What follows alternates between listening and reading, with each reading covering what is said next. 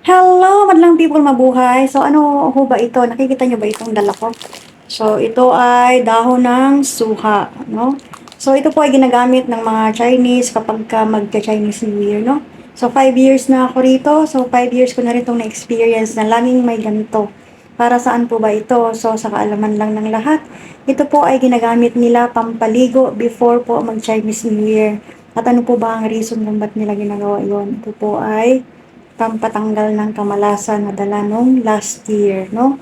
So, ayan, at mga negativity ng ating katawan. So, kaya yan, meron na naman ganito, naka-prepare na. So, ito ay ilalaga ko sa isang malaking kaserola. At lahat ng tubig na kanilang ipapaligo ay lalagyan nila ng ganon na pinaglagaan ng dahon ng suha, no? So, yan ang kanilang tradition as Chinese.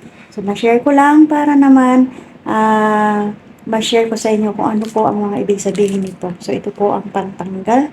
Tradisyon nila yan. Pantanggal ng malas o negativity ng ating mga katawan. So, kaya ito, andito na ngayon. So, hindi ko pa ito nailalaga. Ang Chinese New Year ay sa Saturday pa. So, before Saturday, sa February 10, ito ay gagamitan na nila. Lahat sila maliligo nito. Pero ako, hindi na kailangan. No? Hindi naman tayo, hindi naman masamang maniwala, pero meron naman tayong Diyos eh.